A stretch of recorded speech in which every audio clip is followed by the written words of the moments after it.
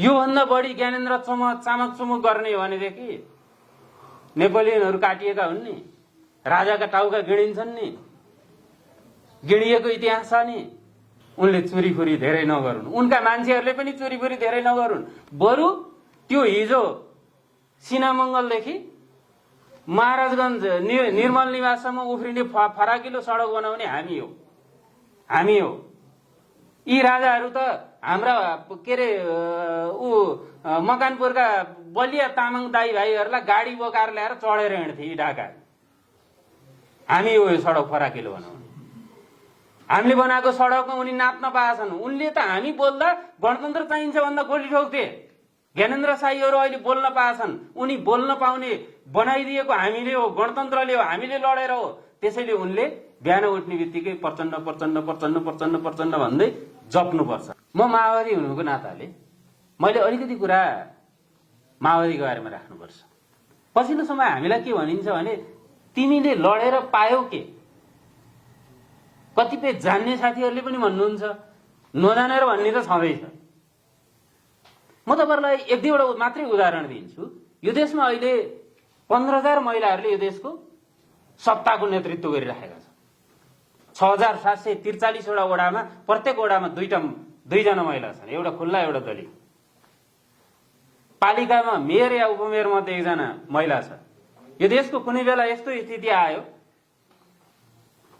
महिला राष्ट्रपति, महिला प्रधान न्यायाधीश, महिला व्यवस्थापिका संसदको सभामुख भनेको 15,000 महिलाहरूले, पत्रकार बहिनीहरूले पनि सुन्न सक्छ हाम्रो। 15,000 महिलाहरूले यो देशको नेतृत्व गरिराख्नु भएको छ। त्यो महिलाले नेतृत्व गर्ने अवस्था गणतन्त्र आएको थिएन भनेदेखि हुन्थ्यो कि हुँदैन? यिनै ज्ञानेन्द्र हुन् जसले महिलालाई जिन्स प्यान्ट लाएर हिँड्न पाइँदैन भनेर शासन गरेर राखे।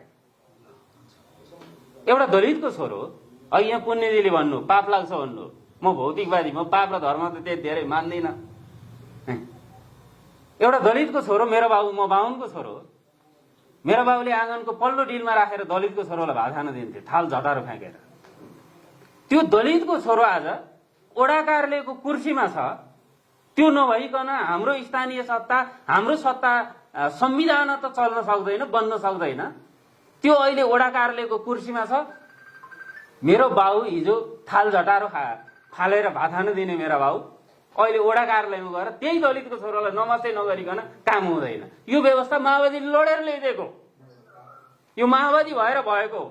अरूको नि भूमिका छ, मैले मिनिमाइज गरिन। यहाँ विशालजी हुनुहुन्छ, मैले अवमूल्यन गर्न खोजेको होइन। यहाँ रगत बग्यो, के पायो भने कुन देशमा रगत बगेको छैन? कोही साधु भलादमीले मलाई बताउन सक्छ?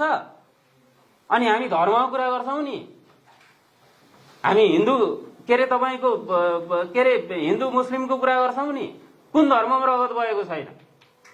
महाभारत के भएको? रामायण पढाएको छ कि छैन? तिनले किन लडेको?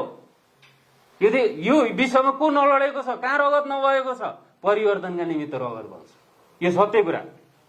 हामीले यसलाई मुला के अरे खिसिटिउरी गर्नु हुँदैन। मेरो राजनीतिक दलहरूलाई पनि आग्रह के भनेदेखि हामी रहरले रगत बगाउन गएको थिएन। माओवादी थिएन भने यो महिला यो ठाउँमा हुँदैन, माओवादी थिएन भने दलित यो ठाउँमा हुँदैन थियो, माओवादी थिएन भने तामाङ यो ठाउँमा हुँदैन थियो।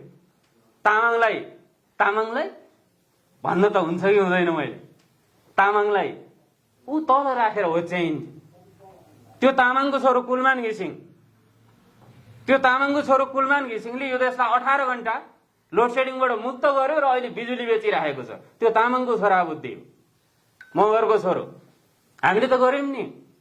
हामीले पारसहरू जस्ता गजडीहरू जन्माएका होइनौं। हामीले मगरको छोरालाई किल्टी बम, घिरौँला बम सुन्न तपाईहरुलाई अचम्म लाग्ला, तर घिरौँला बम आइन्स्टाइनले नि बनाएन, हामीले बनाएको, मगरको छोरोले बनायो। नन्दकिशोर पुन र वर्षमान पुनहरूले बनायो। हामीले मान्छेलाई वैज्ञानिक बनायौं, गजडिया बनाएनौं, पारस शाह जस्तो बनाएनौं। यो माओवादीको देन हो, यो माओवादीले गर्दा भएको। पछिल्लो समय मैले अब टुङ्ग्याएँ, हामी राजनीतिक दलहरू विशालजी यहाँ हुनुहुन्छ, हामी मूलधारका राजनीतिक दलले कहीँ न कहीँ गल्ती गरेका छौँ, हामीले कहीँ न कहीँ त्रुटि गरेका छौँ। एउटा मान्छे 3 चोटि भन्दा कतिचोटि सांसद हुनुपर्ने, अलिकति युवाहरूले बहस गरौँ। एउटा मान्छे 3 चोटि भन्दा बढी किन प्रधानमन्त्री हुनुपर्ने, एउटा मान्छे 3 चोटि भन्दा बढी किन शासन सत्तामा जानुपर्ने? बरु हाम्रा कमीहरू कहाँ छन्, गणतन्त्रभित्रका गलत चिजहरू कहाँ छन्, त्यहाँनिर बहस गर्नु जरुरी छ। र यो देश बनिराखेको छ, यो देश बनिराखेको छ, यो देश बन्छ, यो हामीले बनाउने परिवर्तन हामी सबैको नि भूमिका छ। तर माओवादीले गरेको परिवर्तनमाथि खिचिटिउरी कसैले नगरौँ।